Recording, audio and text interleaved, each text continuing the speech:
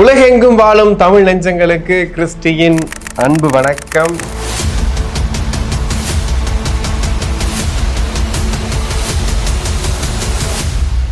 இன்னைக்கு நம்ம நிறைய விஷயங்களை பத்தி பேச போறோம். அதுல ஃபர்ஸ்ட் பாத்தீங்கன்னா ஒரு மகிழ்ச்சியான செய்தியோட ஆரம்பிப்போம். இப்போ தமிழக அரசோட முதலீட்டாளர் மாநாடு சிஎம் விஜய் அவர்கள் தலைமையில் நடக்குது. இந்த மாநாட்டில் கடந்த 100 நாட்களுக்குள்ள பாத்தீங்கன்னா 1 லட்சம் கோடி ரூபாய் முதலீடு தமிழ்நாட்டுக்கு வந்திருக்கு அப்படிங்கிறத ரொம்ப பெருமிதத்தோட சிஎம் விஜய் அவர்கள் ஒரு போஸ்ட் ஒன்று இப்போ எடிட்டர் போட்டு காட்டுவார். அப்படி இடுப்பில் கை வச்சுக்கிட்டு ஒரு போஸ்ட்லாம் கொடுத்துட்டு இன்னைக்கு பார்த்தோம். அப்படியே கொஞ்சம் கம்பேரிட்டிவ்லி கடந்த திமுக கவர்மெண்ட்டில் எந்த அளவுக்கு இந்த 100 நாளில் அவங்க முதலீடை ஈட்டிருந்தாங்க அப்படின்னு பார்க்கும்போது பார்த்தா 28,000 கோடி தான் அவங்க முதலீட்டை ஈட்டிருந்தாங்க. பட் கடந்த 100 நாட்கள் அப்படிங்கிறத தாண்டி அவங்க ஃபர்ஸ்ட் ஆண்டு அந்த 100 நாட்கள் அப்படிங்கிறது பார்த்தீங்கன்னா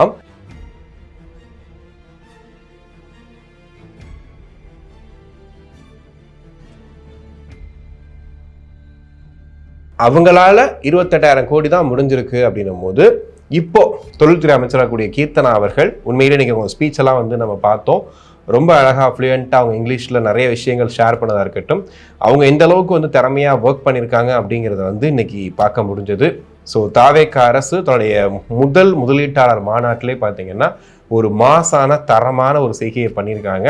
தமிழகத்துக்கு கிட்டத்தட்ட 1,28,000 மேலே வேலைவாய்ப்புகள் வர்றதுக்கும் நிறைய பேருக்கு இது மூலியமா பயனடைறதுக்கான ஒரு முக்கியமான ஒரு என்ன சொல்றது ஒரு அஸ்திவாரம் சொல்லுவாங்க இல்லையா, அந்த அஸ்திவாரத்தை இன்னைக்கு அமைச்சிருக்கிறாங்க.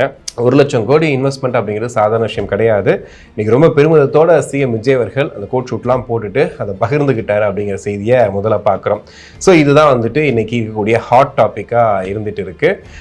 ஏன்னா ஒரு மாநிலத்தோட மிக முக்கியமான வளர்ச்சியில் ஒரு ட்ரில்லியன் 1.5 ட்ரில்லியன் நான் பண்ண போகிறேன் அப்படின்னு விஜய் அவர்கள் சொன்னதை அதோட ஒரு ஒரு ஃபஸ்ட்டு ஸ்டார்டிங் பாயிண்ட்டாக எடுத்துக்கலாம். ஏன்னா ஒரு மாநிலம் முன்னேறி போகுது அப்படின்னா எந்த அளவுக்கு முதலீடுகள் இங்கே வருது, எந்த அளவுக்கு இங்கே அதை யூட்டிலைஸ் பண்ணிக்கிறாங்க, அது முழுக்க நம்முடைய தமிழ்நாட்டு இளைஞர்களுக்கு வேலை வாய்ப்பாக மாறணும். படிச்சுட்டு நிறைய பேர் வேலை இல்லாமல் இருக்கோம், எங்களுக்கு வேரியஸான டிஃப்ரெண்ட்டான ஃபீல்டில் வேலை கிடைக்கல அப்படின்னு சொல்லும் போது அந்த இடத்துக்குள்ளே வர்றாங்க அப்படின்னா கண்டிப்பாக நம்ம நோட் பண்ணி தான் பார்க்கணும். வந்தவங்கள நிறைய பேர் விஜய் அவர்களோட ஃபேனாக இருப்பாங்க போல செல்ஃபிலாம் எடுத்துக்கிட்டாங்க. ஸோ ஒரு மாதிரி அரசியலை தாண்டி இது ஒரு மாதிரி விஜயர்கள் வெளியே வந்தாலே அவரை பார்க்கறதுக்குன்னு ஒரு கூட்டம் அந்த விஷயம் நடந்துக்கிட்டு தான் இருக்கு. இன்னொன்று அந்த வி சிம்பிள் பற்றி இப்போ நிறைய பேர் பேசுகிறாங்க. என்னன்னா வெற்றி தமிழ்நாடு அப்படின்னும் போது இந்த வியை மட்டும் பெருசாக வச்சு ஒரு சிம்பிள், இது எங்கே போகுது அப்படின்னா எப்படி இப்போ ஜெயலலிதா அவர்கள் கருணாநிதி அவர்களுடைய புகைப்படம் நம்ம எல்லாருக்கும் அவங்க பண்ணுற திட்டங்கள் அவங்க பண்ணக்கூடிய விஷயங்களில் வந்துச்சு, அவங்க தான் கொடுத்தாங்கன்ற மாதிரி வந்துச்சு. மாதிரி வி சிம்பிள் ஏன்னா இன்னைக்கு சிஎம் விஜய் அவர்களுடைய அந்த கோட்லையும் பார்த்தீங்கன்னா அந்த வி தான் இருந்துச்சு. ஸோ அதை ப்ரொமோட் பண்ணுறாங்களே இது சரியா அப்படிங்கிற மாதிரிலாம் கேட்குறாங்க. அதில் வின்றது மட்டும்தான் இருக்கு. விங்கிறது அவருடைய படங்கள் போடும் போதுமே தளபதி விஜய்னும் போது வி தான் போடுவாங்க. ஸோ அந்த ஃபார்மேட்டுக்காக வச்சாங்களா, இதில் ஒரு அடையாளமாக கொண்டு போயிடலாம் அப்படின்ற மாதிரி வச்சாங்களான்னு தெரியல. ஸோ டிவிகே கவர்மெண்ட்டை பொறுத்த வரைக்கும் இந்த வி சிம்பிள் தான் அடிக்கடி பயன்படுத்துவாங்களோ அப்படிங்கிறத இப்போ இருந்தே ஆரம்பிச்சு வச்ச மாதிரி இருக்கு. திமுகல ஏவா வேலு அவர்கள் முன்னாள் அமைச்சர் அவர் இப்ப ரீசெண்டா சட்டமன்றத்துல பேசும்போது சொல்லியிருந்தாரு, இந்த லைவ்ல எல்லாத்தையும் போட்டு விட்டுறாங்க, நம்ம பேசி முடிக்கிறதுக்குள்ள நம்ம அவை குறிப்பில் நீக்கலாம் அப்படின்னு பார்த்தா எல்லாமே லைவ்ல போயிட்டு இருக்கு, அதை கொஞ்சம் பார்த்து பண்ணுங்க அப்படின்ற மாதிரி சொல்லியிருந்தாங்க. அப்படி சொல்லிட்டு என்ன பண்றாரு, இப்போ வெளியில ஒரு இடத்துல பேசுறாரு. பேசும்போது அவர் அதை ஷேர் பண்ணிக்கிறார். என்னன்னா முன்னாடியெல்லாம் நாங்கள் சட்டமன்றத்தில் என்னெல்லாம் பேசுவோம் என்னெல்லாம் பேசி இருந்தோம் அப்படின்னு சொல்லிட்டு நாங்கள் வெளியே பேட்டி கொடுப்போம், அப்பதான் மக்களுக்கு என்ன பேசணும் அப்படிங்கிறது தெரியும். ஆனால் இப்போ நான் சட்டமன்றம் முடிச்சுட்டு 5 மணிக்கு நான் வெளியே வர்றேன், 8 மணிக்கு போனேன், ஈவினிங் 5 மணிக்கு வர்றேன், வெளியே காரில் ஏறி போயிட்டு இருக்கேன், என்கிட்ட சொல்கிறாங்க இன்ஸ்டாகிராமு ஃபேஸ்புக்கு எல்லாத்துலேயுமே நம்ம பேச கட் பண்ணி போட்டுட்டு இருக்காங்க அப்படின்னு சொல்லிட்டு. ஸோ அந்த அளவுக்கு ஃபாஸ்ட்டாக போயிட்டு இருக்கு. முன்னாடியெல்லாம் நாங்கள் சொல்கிறதா மக்கள் கேட்டுட்டு இருந்தாங்க, இப்போ மக்களே பார்த்து தெரிஞ்சுக்கிறாங்கன்னு சொல்லிட்டு அவர் பேசும்போது எனக்கு தோணுது என்னன்னா இது புலம்பலா இல்லை உண்மையிலே லைவ் வந்திருக்குன்னு சந்தோஷப்படுறாரா அப்படிங்கிறது தெரியல. ஆனால் திமுகவை பொறுத்த வரைக்கும் இந்த லைவ் வேண்டாங்கிறதுல கொஞ்சம் அவங்க இப்போ போகிறாங்களோன்னு தான் தோணுது. ஏன்னா இவ்வளவு நாட்கள் திமுக ஆட்சி காட்டில் லைவே பண்ணுறது கிடையாது. ஸோ என்ன கொடுக்குறாங்களோ அதான் நமக்கு செய்தி அப்படி இருந்துச்சு. பட் இப்போ லைவ் வந்ததுனால இப்போ யார் என்ன பேசுகிறாங்க, இவர் என்ன பேசுகிறாரு, நம்ம தேர்ந்தெடுத்த நம்ம சட்டமன்ற உறுப்பினர் என்ன பேசுகிறாரு, என்னென்ன விஷயங்கள் விவாதங்கள் நடக்குது அப்படிங்கிறத இன்னைக்கு வந்துட்டு நிறைய பேர் பார்த்துட்டு இருக்காங்க. அதாவது இது வரைக்கும் சட்டமன்றத்தை இவ்வளோ பேர் பார்த்ததே கிடையாது. ஆனால் அந்த லைவை இவ்வளோ பேர் பார்க்குறாங்க அப்படின்னா இதுதான் முதல் முறை அப்படிங்கிறதையும் சொல்கிறாங்க. ஸோ இதனால திமுகவுக்கு, ஏன்னா டிவிக்கு அமைச்சர்கள் இறங்கி அடிக்கிறாங்க, புஷியானதெல்லாம் இது சொல்கிறாரு. அமித்ஷா சொல்கிறீங்க அதெல்லாம் யாரும் கிடையாது, தமிழ்நாடுனா நாங்கள் மட்டும்தான் இங்கே, நாங்கள் சொல்கிறதா சட்டம்ன்ற மாதிரி அவ்வளோ தூரம் பேசுகிறாங்க. ஸோ இது எல்லாமே லைவில் வரும்போது மக்களுக்கு உண்மையிலே யார் மக்களுக்காக பேசுகிறாங்க, மக்களுக்கான கருத்துக்களை சொல்கிறாங்க அப்படிங்கிறது தெரிய வருன்றதுக்காக தான் லைவ் போயிட்டு இருக்கு. ஸோ இந்த விஷயத்தை ஏவாவேலு இன்னைக்கும் பேசியிருந்தாரு. ஸோ அவர் பாணியில் பார்க்கும்போது லைவ் வேண்டாமே அப்படின்னு சொல்கிற மாதிரி தான் இருக்குது. ஆனால் நம்ம சொல்கிறது என்னென்னா, தயவு செஞ்சு லைவ் போடுங்க, அப்போ தான் நமக்கு எல்லாருக்குமே மக்களுக்கு அந்த உண்மைத்தன்மை தெரியும். சரி, இதோட ஏவாவேலை விட்டுலான்னு பார்த்தா இன்னொரு செய்தி இன்னைக்கு பார்த்தீங்கன்னா, அறப்போர் இயக்கம் ஒரு குற்றச்சாட்டை முன் வச்சு அதை வழக்காக போடுறாங்க. இந்த வழக்கில் பார்த்தீங்கன்னா என்ன விஷயம் நடந்திருக்குன்னா, கடந்த வருடம் 2025 திமுக ஒரு மாநாடு பண்ணுறாங்க திருவண்ணாமலையில். அந்த மாநாடு இளைஞருக்கான மாநாடு பண்ணுறாங்க. அதுக்கு ஒரு 124 ஏக்கர் நிலத்தை ஒரு பெரிய நிலப்பரப்பை என்ன பண்ணுறாங்கன்னா அவங்க மாநாடுக்காக ரெடி பண்ணுறாங்க, தயார் பண்ணுறாங்க. அதில் கொஞ்சம் இந்த குண்டும் குழியுமா இருக்கும் இல்லையா, இதுக்காக மண் எடுக்கிறாங்க. பக்கத்துலேருந்து ஒரு ஏரியிலேருந்து மண் எடுக்கிறாங்க. இப்போது மண் எடுக்கணும் அப்படின்னா ஒரு அளவீடு இருக்குது, அதுக்கான ஒரு அமௌண்ட் இருக்குன்னு வச்சுக்கோங்களேன். அதை மீறி நம்ம தானே ஆட்சியில் இருக்கிறோம், நம்ம எவ்வளோனா எடுத்துக்கலாம், யார் நம்மளை கேட்பான்னு சொல்லிட்டு அவங்க சொன்ன அளவை மிஞ்சி அதிக அளவில் அந்த ஏரியிலேருந்து மண்ணை எடுத்துகிட்டு இந்த மாநாட்டுக்காக ஃபில் பண்ணியிருக்காங்க. கிட்டத்தட்ட 124 ஏக்கர். இந்த 124 ஏக்கர் கிட்டத்தட்ட 46 கோடி ரூபாய் கொடுத்து யாரு ஏவாவேலுடைய மகன் குமரன் இந்த நிலத்தை வாங்கியிருக்கிறார். எனக்கு என்னடானா 46 கோடி ரூபாய் கொடுத்து வாங்கியிருக்காரு. எதுக்காக வாங்கியிருக்காருன்னு பார்த்தீங்கன்னா இந்த மாநாட்டுக்காக மட்டும் வாங்கியிருக்காரு. ஸோ அந்த விஷயத்துலையும் பார்த்தீங்கன்னா இவங்க இந்த மண் எடுத்தாங்க இல்லையா, அந்த ஏரியிலேருந்து மண் எடுத்தாங்கல்ல, இதில் அறப்போர் இயக்கம் என்ன கிளைம் பண்ணுறாங்க அப்படின்னா 8 கோடி ரூபாய் வரைக்கும் அரசுக்கு இழப்பு ஏற்பட்டிருக்கு. அதாவது ஆக்சுவல் அமௌண்ட்டை விட இவங்க பண்ண அதனால எக்ஸ்ட்ராத்துக்கு எவ்வளோனா எடுத்துக்கலாம், எவன் அப்பா காசு அப்படின்னு எடுத்திருக்காங்க பார்த்தீங்களா. இதில் மட்டும் பார்த்தீங்கன்னா 8 கோடி ரூபாய் இழப்பு ஏற்பட்டிருக்கு அரசாங்கத்துக்கு. ஸோ இந்த நிலம் அதே சமயத்தில் பார்த்தீங்கன்னா இந்த நிலத்தை 46 கோடி சொன்னல, இந்த நிலத்தோட மதிப்பு இதை விட அதிகம், 46 கோடிக்கும் அதிகம். இவங்க என்ன பண்ணியிருக்காங்கன்னா நெடுஞ்சாலைத்துறை ஒப்பந்தக்காரர் ஒருத்தர்கிட்ட இந்த நிலத்தை அந்த குமரன்றவர் வாங்கியிருக்கிறார். வாங்கி தான் அந்த இடத்த சரி பண்ணி அந்த இடத்துல மாநாடு நடத்துறதுக்கு ரெடி பண்ணியிருக்காங்க. 124 ஏக்கர். சரி, ஓகே. இந்த விஷயத்தை பொறுத்த வரைக்கும் வழக்கு போட்டிருக்காங்க. 8 கோடி ரூபாய் இழப்பு ஏற்பட்டிருக்கு குமரன் அவர்கள் மேலும் ஏவாவேலு அவர்களையும். என்னன்னா திமுக அப்படின்ற கட்சி, அந்த கட்சியோடைய நாங்கள் அந்த பவர்ஃபுல்லான பொசிஷனில் இருக்கோம், ஸோ நாங்கள் என்ன வேணாலும் பண்ணுவோன்ற அந்த திமிரில் இந்த விஷயத்த பண்ணியிருக்காங்க. இன்னைக்கு வழக்கு வந்திருக்கு. ஏற்கனவே அவர் மேலே ஒரு எஃப்ஐஆர் இருக்கு, இப்போ இன்னொரு எஃப்ஐஆரும் வருது. சரி, ஓகே.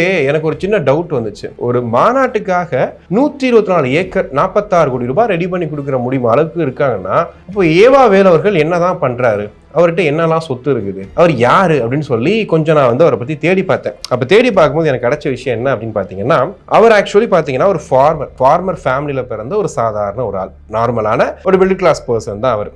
பாத்தீங்கன்னா ஃபர்ஸ்ட் பாக்குற ஒர்க் என்ன அப்படின்னா பம்ப் ரிப்பேர் மேனா தான் ஃபர்ஸ்ட் வேலை பாக்குறாரு. அவர் அண்ணாமலை யூனிவர்சிட்டியில தன்னுடைய மாஸ்டர் டிகிரியை முடிக்கிறாரு. நல்லா படிச்சிருக்காரு. பட் அண்ணாமலை யூனிவர்சிட்டியில மாஸ்டர் முடிச்சுட்டு பம்ப் ரிப்பேர் மேனா தன்னுடைய வேலையை ஸ்டார்ட் பண்றாரு. ஸ்டார்ட் பண்ணிட்டு ஒரு பஸ் கம்பெனில, அதாவது தாமோதரன் பஸ் சர்வீஸ் அப்படின்ற பஸ் கம்பெனியில் திருவண்ணாமலை டிஸ்ட்ரிக்ட்ல பஸ் கண்டக்டரா ஒர்க் பண்றாரு. ஓகேவா. அதுக்கப்புறமா எம்ஜிஆர் அவர்களால் ஈர்க்கப்பட்டு அனைத்து இந்திய அண்ணா திராவிட முன்னேற்ற கழகத்தில் போய் சேர்றாரு. சேர்ந்து அவர் டெபுட்டி ஆர்கனைசரா அந்த தொகுதி இல்லையா தண்டாரம்பட்டு, அந்த தொகுதியில் அவர் என்ன பண்றாரு, டெபுட்டி ஆர்கனைசரா ஆகிறாரு. ஸோ இதுதான் அவருடைய ஆரம்ப கால வாழ்க்கை. ஆனா அவர் அங்க சேர்ந்ததுக்கு அப்புறமா ஆரம்பிச்சு இப்போ வரைக்கும் பாத்தீங்கன்னா ஒரு என்னெல்லாம் வச்சிருக்காரு பாத்தீங்கன்னா, சரஸ்வதி அம்மாள் எஜுகேஷனல் ட்ரஸ்டோட மெம்பர், திருவண்ணாமலையோட Arunai medical college and hospital, Arunai engineering college, Saraswathi Ammal educational trust which is managed by his wife Sankari Velu. So அவங்களுடைய மனைவி பேர்ல வச்சிருக்கிறார். ஸோ இவர் இதுக்கு அப்புறம் தான் என்ன பண்றாருன்னா, கொஞ்ச நாளுக்கு அப்புறமா டக்குன்னு டிஎம்கேல ஜாயின் பண்றாரு. இப்போ டிஎம்கேல போயிட்டு இருக்காரு. ஸோ யோசிச்சு பாருங்க, ஒரு பஸ் கண்டக்டரா இருந்தவர், ரஜினி சார் சொல்லுவாங்க பஸ் கண்டக்டரா இருந்து ஒரு பாருங்க இன்னைக்கு இவ்வளவு பெரிய சூப்பர் ஸ்டார் ஆயிருக்காரு அப்படின்னு சொல்லிட்டு. உண்மையிலே சொல்ல போனா ஏவாவேலு அவர்கள் தான் நிலையான சூப்பர் ஸ்டார் அப்படின்னு சொல்லுவேன் அரசியலை பொறுத்த வரைக்கும். ஏன்னா அந்த இடத்துல இருந்து வந்திருக்காரு. இத்தனை ஆண்டுகளுக்குள்ள எப்படி சார் உங்ககிட்ட இந்த இவர் கூட கேட்பார்ல, கவன் படத்தில் வந்துட்டு விஜய் சேதுபதி கேட்பாரு, எப்படி சார் உங்ககிட்ட இவ்வளோ இன்ஜினியரிங் காலேஜ் இவ்வளோ மெடிக்கல் காலேஜ் எப்படி சார் வந்துச்சுன்னு கேட்பாங்கல்ல. அந்த மாதிரி தான் இருக்குது இவங்க பண்ணக்கூடிய இந்த விஷயங்கள் எல்லாமே. இன்னைக்கு அசால்ட்டாக 124 ஏக்கர் வெறும் 46 கோடி ரூபாய்க்கு அசால்ட்டாக வாங்க முடியாத அளவுக்கு உங்கள்கிட்ட சொத்து இருக்குது அப்படின்னா, ஒரு முன்னாள் அமைச்சர்கள் எவ்வளோ சொத்து இருக்குது அப்படின்னா இருக்கக்கூடிய மற்றவங்கள்ட்ட எவ்வளோ இருக்கும் அதை யோசிச்சு பார்க்கவே வந்து பார்த்தீங்கன்னா தலை சுத்துது. இந்த மாதிரி வந்து இவங்க அரசியல் செல்வாக்கை பயன்படுத்தி இன்னைக்கு ஏரிகளில், அதாவது என்ன சொல்றது, தாயோட மார்பகத்தை வெட்டி அறுக்கிறதோட சமம் தான் வந்து ஏரியில் மண்ணல்றதுன்னு சொல்லுவாங்க. அதையும் மீறி இவங்க வந்துட்டு ஒட்டுமொத்தமாக கருவறையே வந்து காலி பண்ணுற மாதிரி அவ்வளோ மண்களை அள்ளி இவங்களுடைய கட்சியோடைய ஒரு மாநாட்டுக்காக செலவு பண்ணியிருக்காங்க அப்படின்னா இதை கண்டிப்பாக மக்கள் பேசணுமா பேச வேண்டாமா? ஆனால் இதை ஊடகங்கள் எப்படி பேச போகிறாங்க, டிபேட்ஸில் எடுத்து பேசுவாங்களா அப்படிங்கிறது தெரியல. பட் நம்ம இந்த விஷயத்த மக்கள்கிட்ட போய் சேர்க்கணுன்றதுக்காக தான் வந்து இந்த விஷயத்தை நம்ம சொல்கிறோம். ஸோ நீங்கள் என்ன நினைக்கிறீங்க அப்படிங்கிறத கருத்துக்களை தயவு செஞ்சு பதிவிடுங்க கீழே. அடுத்ததான் வந்து இந்த கோயம்புத்தூரில் ஒரு தனியார் கல்லூரி காலேஜ் எல்லாருக்கும் தெரியும். அந்த காலேஜில் அமுதன் அப்படிங்கிற அந்த பையன் வந்து இறந்து போன விஷயம். இது வந்து நம்ம நேற்று பேசும்போதே சொன்னோம், 2-3 கோணத்தில் சொல்கிறாங்க. எது உண்மை எது பொய்னே தெரியல. அவங்க அப்பா ஒன்று சொல்கிறாரு, கவர்மெண்ட் ஒன்று சொல்லுது, காவல்துறை ஒன்று சொல்லுது, எதுவுமே வந்து நமக்கு பிடிபடலையே அப்படிங்கிற மாதிரி இருந்துச்சு. இப்போ கல்லூரி நிர்வாகம் வந்து அவங்க தரப்புல விளக்கம் ஒன்று கொடுத்துருக்காங்க. அதில் என்ன சொல்கிறாங்க, அந்த கல்லூரி முதல்வர் என்ன சொல்கிறாங்க அப்படின்னா, அமுதன் அப்படிங்கிற பையனுக்கும் அங்கே வேலை பார்த்த ஒரு சமையல் வேலை பார்க்கக்கூடிய ஒரு வேலையாளுக்கும் சின்ன பிரச்சனை வந்திருக்கு. அந்த பிரச்சனை எப்படி வந்திருக்கு அப்படின்னா, அவங்க ஹாஸ்டலில் தங்கி இருந்திருக்காங்க. அமுதன், அஜீஸ் அப்படின்னு 2 பசங்க ஹாஸ்டலில் தங்கி இருக்கும் போது நைட்டு 11 மணிக்கு மேலே அவங்க வெளியில் போயிருக்காங்க. அப்போ அந்த சமையல்காரர் பார்த்துட்டு என்ன கேட்டிருக்காரு, ஏப்பா இந்த வெளியே போறீங்கன்னு கேட்கும்போது 2 பேருக்கு வாக்குவாதம் ஏற்பட்டிருக்கு. நீ யாரு கேட்கறது என்ன, உனக்கு ஏன்னா பதில் சொல்லணும்னு சொல்லிட்டு அவர் தள்ளி விட்டுருக்காங்க. தள்ளி விட்டாலும் அவர் போய் கீழே விழுந்துட்டாரு. இதில் வந்து என்னன்னா, சமையல்காரங்க மொத்தமாக எல்லாம் ஒன்றா சேர்ந்துக்கிட்டு இந்த பையனை அடிச்சுட்டான், நீங்கள் வந்து இந்த பையனை மேலே நடவடிக்கை எடுக்கலை அப்படின்னா நாங்கள் வேலை செய்ய மாட்டோம்னு அவங்க வந்து தர்ணா போராட்டம் மாதிரி வச்சுக்கிட்டு நாங்கள் வந்து பண்ண மாட்டோன்ற மாதிரி காலேஜில் பண்ணியிருக்காங்க. அப்போ இப்போ என்ன மேனேஜ்மெண்ட் என்ன பண்ணுறாங்க அப்படின்னா, இப்போ இவங்க எல்லாருமே தர்ணா மாதிரி உட்காந்துட்டாங்க அப்படின்னா இருக்கக்கூடிய மற்ற பசங்களுக்கு சாப்பாடு சமைச்சு போடணுமே, யார் சமைச்சு போடுவாங்க, உடனடியாக வந்து மாற்று ஆட்களையும் பார்க்க முடியாதுன்னு சொல்லிட்டு இந்த பசங்க மேலே வந்துட்டு நடவடிக்கை எடுக்கணும்னு சொல்கிறாங்க. ஆக்சுவலி வந்து ஜூலை 21 நடக்குது. இந்த டைமில் நடவடிக்கை எடுக்கணும்னு சொல்லி வீட்டில் பேரண்ட்ஸை கூப்பிடுறாங்க. பேரண்ட்ஸை கூப்பிட்டு இது பண்ணி சொல்லிட்டு உங்களை சஸ்பெண்ட் பண்ணுறோம் அப்படிங்கிற மாதிரி சொல்லி அமுச்சு விட்டுருக்காங்க. பேரண்ட்ஸோட அமுச்சு விட்டாங்க. அமுச்சு விட்டதா இவங்க, அதாவது இவங்க சஸ்பெண்டில் இருக்காங்கன்றதான் மேனேஜ்மெண்ட் சொல்லக்கூடிய தகவல். இப்போ இந்த டூரிங் த பீரியட் அவங்க சஸ்பெண்டில் இருக்காங்க அப்படிங்கிறது. இதுக்கப்புறமா என்ன இருக்குன்னா, பேரண்ட்ஸ் என்ன பண்ணியிருக்காங்க, கடந்த 10ஆம் தேதி ஆகஸ்ட் 10ஆம் தேதி திரும்ப வந்து இவங்கள்ட்ட பேச வந்திருக்கிறாங்க. அதாவது கல்லூரி முதல்வர் கிட்ட பேச வரும்போது இந்த மாதிரி சொல்லியிருக்காங்க, இல்லைங்க திரும்பி நாங்கள் வந்து சேர்த்துக்கிறோம் சாரி அப்படின்ற மாதிரிலாம் வந்து பேசியிருக்கிறாங்க. ஆனால் இவங்க சொல்கிறபடி பார்த்தா ஜூலை 22 அந்த பிரச்சனை வரும்போதே பார்த்தீங்கன்னா பேரண்ட்ஸ் கிட்ட இருந்து மன்னிப்பு கிட்டதெல்லாம் வாங்கியிருக்காங்க. சாரி என் பையன் இப்படி பண்ணிட்டான், மன்னிச்சிருங்க அப்படின்னு சொன்னதுக்கு அவங்க சஸ்பெண்ட் பண்ணாதான் அவங்க வேலை செய்வோன்னு சொல்கிறாங்க. அதனால் நாங்கள் சஸ்பெண்ட் பண்ணுறோம் அப்படின்னு கல்லூரி நிர்வாகம் முடிவெடுத்து அதையும் வந்து பேரண்ட்ஸ் ஒத்துக்கிட்டு தான் வீட்டுக்கு கூட்டிகிட்டு போனாங்க அப்படிங்கிற மாதிரி சொல்கிறாங்க. அப்படி போனவங்க வீட்டுக்கு போகாமல் வெளியில் தங்கியிருக்காங்க ரூம் எடுத்து அப்படிங்கிறதே எங்களுக்கு தெரியாதுன்னு கல்லூரி நிர்வாகம் வந்து இன்னைக்கு சொல்கிறாங்க, ஒரு ஸ்டேட்மெண்ட்டாகவே சொல்கிறாங்க. ஆகஸ்ட் 10ஆம் தேதி நிகழ்ச்சி நடக்குது, ஸோ இன்னைக்கு எதுவும் பேச முடியாதுன்னு சொல்லி அமுச்சு வச்சுட்டோம். அதாவது இவங்க என்ன சொல்கிறாங்க, கல்லூரி நிர்வாகம் அவங்களை வீட்டுக்கு அமுச்சு வச்சுட்டோம் அப்படின்னு சொல்கிறாங்க. அதுக்கப்புறம் என்ன ஆச்சுன்னு எங்களுக்கு தெரியாதுங்க. அதுக்கப்புறம் திடீர்னு பார்த்தா ஒரு கால் வருது, இந்த மாதிரி ஹாஸ்பிட்டலில் அமுதன்ற பையனை வந்து அட்மிட் பண்ணியிருக்காங்க, ரொம்ப சீரியஸாக இருக்கான்னு சொன்னதுக்கு அப்புறமா எங்கள் கல்லூரியில் சேர்ந்த இந்த பிஆர்ஓன்னு சொல்லக்கூடிய ஒருத்தர் வந்து நேராக போகிறாரு. போய் பார்க்கும்போது அந்த பையன் இறந்துட்டான்ற கால் வருது. அதுக்கப்புறம் தான் அந்த பையன் வெளியில் தங்கி இருந்தான், இந்த பிரச்சனை நடந்துச்சு அப்படிங்கிறத எங்களுக்கு தெரியுன்ற மாதிரி கல்லூரி நிர்வாகம் அப்படியே பேக்லேருந்து இதை தான் பார்த்தோம், இவ்வளோதான் எங்களுக்கு தெரியுன்ற மாதிரி விளக்கம் கொடுத்துருக்காங்க. இதில் நம்ம கேட்குற கேள்வி என்ன அப்படின்னா, இன்றைக்கி அங்கே இருக்கக்கூடிய அந்த பேரண்ட்ஸ் சொல்கிறது போதைப் பொருள் கல்லூரியில் பயன்படுத்துகிறாங்க, அதை வந்து கல்லூரி நிர்வாகம் கண்டுக்கலை. அதை வந்து பையன் வந்து கம்ப்ளைண்ட்டாக சொல்லும்போது அதை ஏற்றுக்க முடியாத சில பேர் வந்து கோஷ்டி மோதல் பண்ணி இவரை கொண்டுட்டாங்க அப்படிங்கிற மாதிரிலாம் வந்து பேரண்ட்ஸ் சொல்கிறாங்க. இன்னொரு சைடு என்ன சொல்கிறாங்க, அவர் வந்து அதாவது பசங்க கூட வந்து செல்ஃபோன் திருடி முகமூடி போட்டு செல்ஃபோனை திருடிட்டான், அந்த பிரச்சனையில் வந்து அந்த பசங்க அடிச்சிட்டாங்க அப்படிங்கிற மாதிரி இருக்குது அப்படின்னு சொல்கிறாங்க. இதில் எந்த கோணம் உண்மை? ஏன்னா கல்லூரியை பொறுத்த வரைக்கும் எப்போதுமே அவங்க கல்லூரியோட பேரை காப்பாற்றுறதுக்காக அவங்க ஒரு விளக்கம் கொடுத்துருவாங்க. அவங்க என்ன சொல்லிட்டாங்க, எங்களுக்கு தெரியவே தெரியாதுன்னு சொல்லிட்டாங்க, எங்களுக்கு நடந்த விஷயமே தெரியாது, எங்களுக்கு ஃபோன் பண்ணி ஹாஸ்பிட்டலில் சேர்த்ததுக்கப்புறம் தான் தெரியும்னு சொல்கிறாங்க. ஆனால் இதில் உண்மைத்தன்மை என்ன அப்படிங்கிறத தெரிவிக்க வேண்டியது கண்டிப்பாக வந்து காவல்துறை. இதில் விசாரணை மஸ்ட். ஏன்னா வந்து இன்னைக்கு ஒரு 5 பேர் கைது பண்ணியிருக்காங்க, அந்த மாணவர்கள் கைது பண்ணியிருக்காங்க அப்படின்னா அதுக்கு பின்னாடி என்ன உண்மை இருந்தது, எதுக்காக அந்த பசங்க இது பண்ணாங்கன்றத தயவு செஞ்சு காவல்துறை காலம் தாமதிக்காமல் செய்யணும். ஏன்னா இது வந்து காலம் தாமதிக்க என்ன ஆகும் அப்படின்னா, சட்டமன்றத்திலேயே இந்த பேச்சு வந்துருச்சு அப்படின்னா ஆட்டோமேட்டிக்காக எல்லா இடங்களையும் எதிர்கட்சிகள் இந்த விஷயத்த வந்து ரொம்ப ஹைலைட் பண்ண ஆரம்பிச்சிருவாங்க. அது ஆளக்கூடிய தாவேக அரசுக்கு ஒரு நல்ல விஷயமா இருக்காது அப்படிங்கிற மட்டும் வந்து பார்க்குற மாதிரி இருக்கு. ஸோ கூடிய விரைவில் இதுக்கான முடிவு வரும்ன்ற எதிர்பார்ப்பு நம்ம கிட்ட இருக்கு. அடுத்ததா வந்து நாம் தமிழர் கட்சி சீமான் அவர்கள் இப்போ வந்து ரீசெண்ட் டைம்ல ஜோசப் விஜய் அப்படின்னு சொல்றது பத்தி ஒரு விமர்சனம் பண்ணியிருந்தாரு. அவரே பழைய முன்னாடி காலங்களில் வந்துட்டு பேசின வீடியோ ஒன்று வைரல் ஆயிருந்துச்சு. அதுல வந்து ஜோசப் விஜய்னா என்ன பிரச்சனை, என்ன பெரிய ஆயிட போகுது அப்படின்ற மாதிரிலாம் வந்து பேசியிருந்தாரு. இப்போ அவரே வந்து இவ்வளவு நாள் நீ விஜயா இருந்து இப்போ என்ன ஜோசப் விஜயா இருக்குன்னு சொல்லி மாதிரிலாம் பேசியிருந்தாரு. இதுக்கு ஒரு அக்கா வந்து வீடியோ போட்டிருக்காங்க. அந்த வீடியோ நீங்களே பாருங்க. நான் பத்தி நான் பேச விரும்பல. ஜோசப் விஜய் அப்படின்னு சொன்னா எவனுக்கோ வலிக்குதான். ஏன் வலிக்குது? ஜோசப் விஜய்ன்றதானே முதல்வர் விஜய் அவர்களோட உண்மையான பேரு. உண்மையான பேரை தானே அவர் வச்சிருக்கிறாரு. ஏதாவது பொய்யான பேரை வந்து மக்களை ஏமாத்துறதுக்கு வச்சிருக்கிறாரா? சும்மா எதாட்டாலும் குத்தம் சொல்ல வேண்டியது. பேசினா தப்பு, பேசலனா தப்பு, மூச்சு விடலனா தப்பு, மூச்சு விட்டா தப்பு. வைத்தியங்களாடா நீங்க? யார் யாரெல்லாம் இந்த மாதிரிலாம் சும்மா வளரிட்டு இருக்கீங்களோ உங்கள்ட்ட எல்லாம் கேட்கிறேன். நல்லா நேர்மையா தான் அரசியல் பண்ணிட்டு இருக்கிறார் விஜய் அவர்கள். நல்லா நேர்மையா தான் அரசியல் பண்ணிட்டு இருக்காரு. இதே மாதிரி கட்சி காசுல நான் ஒரு தேநீர் கூட அருந்தது கிடையாது அப்படிங்கிற மாதிரி சீமான் அவர்கள் பேசியிருந்தாரு. ரீசெண்ட் டைம்ல பயங்கரமா வந்து அது வந்துட்டு நிறைய நாம் தமிழர் கட்சி தம்பிகள் வந்து அதை ஷேர் பண்ணிட்டு இருந்தாங்க. அதே விஷயத்த ஒரு நாம் தமிழர் கட்சியோட முன்னாள் நிர்வாகி, ஒரு முன்னாளா இப்ப இருக்காரான்னு தெரியல, ஆனா ரொம்ப வந்து ஆக்ரோஷமா பேசியிருக்கிறாரு. அவர் பேசினதை கொஞ்சம் பாருங்க. யோசிச்சு பாருங்க. 2016 சட்டமன்ற தேர்தல் என்ன சொல்வார் மேடைக்கு மேடை? நான் ஒரு பிச்சைக்கார பைய, பஞ்சப்பராதி, ஏழை விட்டு பைய அப்படிம்பாரு. 16 தேர்தல்ல ஆத்தூர் சட்டமன்ற தொகுதியில பொதுக்கூட்டம் மேடையில பேசுறார்.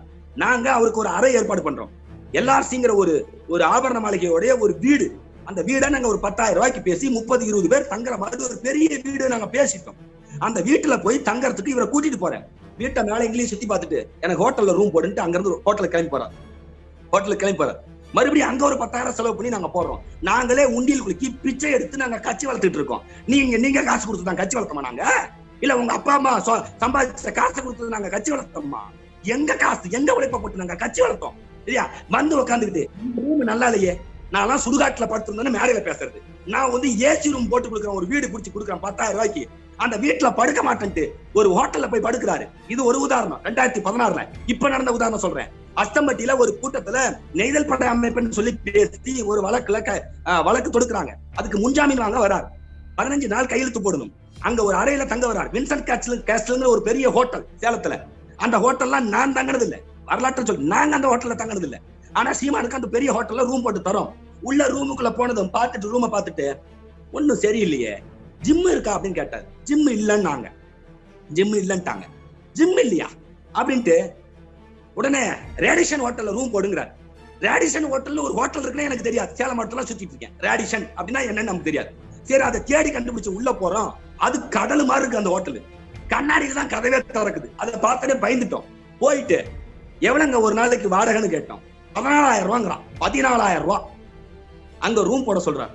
எப்படி 14,000 ரூபாய்? நீங்க சுகபோகியா வாழ்றதுக்கு, நீங்க அப்படியே மிதக்கிறதுக்கு, பணத்துல மிதக்கிறதுக்கு, இதுதானே தமிழ் தேசிய அரசியல்? இதுக்கா வெம்பாடுபட்டு கஷ்டப்பட்டு அரபு தேசங்கள்ல இருந்து ஒவ்வொரு டாலரா சேமிச்சு அனுப்புறாங்க காசு இங்க வந்து கூத்தடிக்கிறதுக்கு. சோ இந்த 2 வீடியோவும் பார்த்திருப்பீங்க. சோ நாம் தமிழர் கட்சி அதோட பாதையில இருந்து எப்படி விலகி போயிருக்கு, எப்படி விலகி போயிட்டு இருக்கு அப்படிங்கிறது பார்க்கும்போது தெரியும். இதில் அந்த அக்கா பேசுனது கூட ஓகே, அவங்க வந்துட்டு எப்பயும் பேசுனா நான் நியாயமான கருத்து ஒன்று சொல்லிட்டு போயிருக்காங்க. அதே மாதிரி இன்னொரு வீடியோவில் நீங்கள் பார்த்துருப்பீங்க, இந்த அளவுக்கு சொகுசு வாழ்க்கை வாழ்றதுக்காக தான் எங்கள்கிட்ட வந்து நீங்கள் திரள் நிதி வாங்குறீங்களா அப்படிங்கிற மாதிரி ஒருத்தர் வீடியோ வந்து பேசி போட்டிருக்காரு. ஸோ இது வந்து ரேண்டமாக வந்து வீடியோவாக இருந்தால் கூட அவர் இவ்வளோ டீட்டெயில்டாக பேசுகிறாரு அப்படின்னா கண்டிப்பாக அவர் இந்த கட்சியில் ரொம்ப பாதிக்கப்பட்ட ஒருத்தராக தான் இருக்கார் அப்படிங்கிறது ரொம்ப தெளிவாக தெரியுது. இது போக பார்த்தீங்க அப்படின்னா வந்துட்டு மதன் நெடுமாறன் நிறைய பேர் தெரிஞ்சிருக்கும், நாம் தமிழர் கட்சியில் ரொம்ப நாளாக பயணிச்சுட்டு இருக்காரு. இவர் வந்து கடந்த 8 ஆண்டுகளாக வகித்து வரும் நாம் தமிழர் கட்சி தகவல் தொழில்நுட்ப பாசறை மாநில செயலாளர் மற்றும் அடிப்படை உறுப்பினரிலிருந்து இன்று முதல் என்னை விடுவித்துக் கொள்கிறேன் அப்படின்னு சொல்லிட்டு ஒரு அறிக்கையை வந்து கொடுத்திருக்கிறாரு. இதுல வந்து பாத்தீங்கன்னா குறிப்பா ஒரு குறிப்பிட்ட விஷயங்கள் எல்லாமே பாத்தீங்கன்னா நிறைய போட்டிருக்காரு.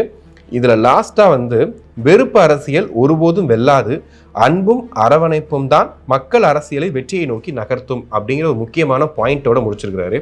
இப்போ நம்ம ரீசெண்டா வந்து நாம் தமிழர் கட்சியை பார்த்து சொல்லும்போது என்னன்னா, வெறுப்பு அரசியல் என்னைக்குமே வந்து நம்மளை வந்து மக்கள்கிட்ட போய் சேர்க்காது அப்படிங்கிறத இன்னைக்கு அந்த கட்சியில இருந்து வெளியே வரக்கூடிய எல்லாருமே வந்து சொல்ல ஆரம்பிச்சிருக்கிறாங்க. காரணம் என்ன அப்படின்னா, உண்மையிலேயே ஒரு 8 ஆண்டுகளுக்கு முன்னாடி நாம் தமிழர் கட்சி எப்படி இருந்துச்சு அப்படின்னா, அவருடைய பேச்சுக்கும் அவர் சொல்லக்கூடிய விஷயத்துக்கும் எதிர்கால சிந்தனைக்கும் எல்லாருமே வந்துட்டு ரொம்ப அட்மையர் ஆனாங்க. நிறைய பேர் வந்து அதை வந்து ரொம்ப செரிஸ் பண்ணாங்க. எல்லாரு மேலேயும் ஒரு மரியாதை அப்படின்னாலும் சீமான் அண்ணா மேல கூட மரியாதை வந்து ரொம்ப அதிகமா இருந்துச்சு. ஒரு மனுஷன் திமுக, அதிமுக, பாஜக இருக்கக்கூடிய எல்லா கட்சிகளையும் சகட்டு மேனிக்கு அடிச்சு நொறுக்குவாப்புல. ஒவ்வொரு திட்டம் வந்தா கூட அந்த திட்டத்துக்கு ஃபுல்லா வந்து பதில் சொல்லி போகக்கூடிய ஒருத்தர். நான் ப்ரெஸ் மீட் நிறைய டைம் பார்த்துருக்கேன். ப்ரெஸ் மீட்ல சீமான் அவர்கள் ப்ரெஸ் மீட் மட்டும் பார்த்தீங்கன்னா கிட்டத்தட்ட ஒரு 1/2 hour இருந்து 1 hour வரைக்கும் இருக்கும். 1 hour ப்ரெஸ் மீட் கொடுத்தா கூட லாஸ்ட் அவர் கேட்குற கேள்வி என்னவா இருக்கும் தெரியுமா? ஏதாவது கேள்வி இருக்கா அப்படின்னு கேட்டுட்டு தான் நகருவார் அந்த இடத்த விட்டு. ஸோ இப்படிப்பட்ட ஒரு மனிதராக தான் சீமானை பார்த்துட்டு இருந்தோம். ஆனால் நாள் போக்கில், அதாவது தாவேக்கா என்ட்ரி கொடுத்ததுக்கு அப்புறமா நாம் தமிழர் கட்சியோடைய அந்த ஒரு சீரான பாதை எந்த பக்கம் போயிட்டு இருக்குன்னே இன்னைக்கு நாம் தமிழர் கட்சியோட தம்பிகளுக்கே தெரியல. ஸோ அதோட விளைவு தான் இப்போ இருக்கக்கூடிய ஒவ்வொரு விஷயங்களையும் பார்க்குறோம். முன்னாடி ஒரு கருத்து, இப்போ ஒரு கருத்து. ஏன்னா இன்னைக்கு எல்லாமே ரெக்கார்டட். நீங்கள் தான் வந்து நாம் தமிழர் கட்சி தான் வந்துட்டு ஐடிவிங்களே பெஸ்ட்டுன்னு சொன்னீங்க, நீங்கள் தான் ஐடிவிங்களே பக்காவாக இருக்கீங்கன்னு சொன்னீங்க. அந்த அளவுக்கு, ஏன்னா நாம் தமிழர் கட்சி இப்போ தாவேக்கா சொல்கிறாங்களே விர்ச்சுவல் வாரியர்ஸ், மாதிரி நாம் தமிழர் கட்சி ஒரு காலத்தில் இணையத்தில் பயங்கரமாக ரன் ஆகிட்டு இருந்துச்சு. எது எடுத்தாலும் நாம் தமிழர் கட்சியோட ஸ்பீச் தான் வரும். அப்படி இருந்த ஒரு கட்சி கொஞ்சம் கொஞ்சமாக பேசி இன்னைக்கு வெறுப்பு அரசியல் மட்டுமே பேசக்கூடிய ஒரு கட்சியாக மாறி இருக்கிறது காரணம் வேறு யாரும் கிடையாது, நாம் தமிழர் கட்சி தான். இன்னைக்கு திமுக எதிர்க்கிறத தாண்டி தாவேக்காவை எதிர்த்து தாவேக்காவை வந்து அழிச்சு ஒடிச்சிடணுன்ற அந்த இதுக்கு போகிறது வந்து இது என்ன மாதிரியான ஒரு கோட்பாடுன்னு தெரில. ஒருவேளை இவங்க வந்த எல்லாரையும் எதிர்க்கிறோம் அப்படின்னு சொன்னால் பரவாயில்ல. ஒரு காலத்தில் விஜய் அவர்கள் வந்தால் நான் வந்து துணை முதலமைச்சராக பதவி கொடுத்துப்பேன்னு சொல்கிறதும், இன்னைக்கு தற்கூரியாக ஒருத்தர் வந்து முதலமைச்சராக ஆயிட்டான்னு சொல்கிறதையும் எப்படி ஏற்றுக்கிறதுன்னு தெரில. இது 2 கருத்துக்களுமே இன்னைக்கு இளைஞர்கள் பார்த்துட்டு இருக்காங்க. ஸோ அதனால விளைவு தான் எனக்கு தெரிஞ்சு இதெல்லாம் நடக்குது அப்படின்னு நினைக்கிறேன். ஸோ இதையும் வந்து நம்ம நோட் பண்ணி பார்க்க வேண்டியது கட்டாயமாக இருக்குது. ஸோ இன்னைக்கு வீடியோ பார்த்துருப்பீங்க. உங்கள் பார்வை என்ன நினச்சிட்டு இருக்கீங்க? கடந்த 100 நாட்களில் இப்போ தாவேக்கா வந்து 1 லட்சம் கோடி ரூபாய் வந்து முதலீடுகள் ஈர்த்திருக்கோம்னு சொல்லிட்டு அவங்க பெருமையாக சொல்லிட்டு இருக்காங்க. ஸோ இந்த விஷயத்தை எப்படி பார்க்குறீங்க? இப்போ சீமான் அவர்களுடைய நாம் தமிழர் கட்சி போகக்கூடிய போக்கு இதை எப்படி பார்க்குறீங்க அப்படிங்கிறத கமெண்ட் செக்ஷனில் கமெண்ட் பண்ணுங்கள். நம்ம வீடியோ நிறைய பேர் பார்த்துட்டு இருக்க எல்லாருக்கும் ரொம்ப நன்றி. தயவுசெய்து சப்ஸ்கிரைப் பண்ணிட்டு வீடியோ பாருங்கள். பக்கத்தில் ஹைப்னு ஒன்று இருக்கும், அதையும் டச் பண்ணிடுங்க. உங்கள் ஃப்ரெண்ட்ஸ் அண்ட் ஃபேமிலிக்கு தயவுசெய்து வீடியோ ஷேர் பண்ணுங்கள். நிறைய பேர் பார்க்குறாங்க அப்படின்னும் போது தான் என்ன அரசியல் அப்படி நடந்துட்டு இருக்கு, உள்ளே நடக்கிறத மற்ற ஊடகங்கள் சொல்லாத விஷயம் கூட நம்ம வந்து டிஸ்கஸ் பண்ணலாம். நிறைய விஷயங்களை கமெண்ட்ஸில் நீங்கள் சொன்னீங்க அப்படின்னா நம்ம அதையும் டிஸ்கஸ் பண்ணி பேசலாம். மீண்டும் ஒரு நல்ல வீடியோவில் சந்திப்போம். நன்றி.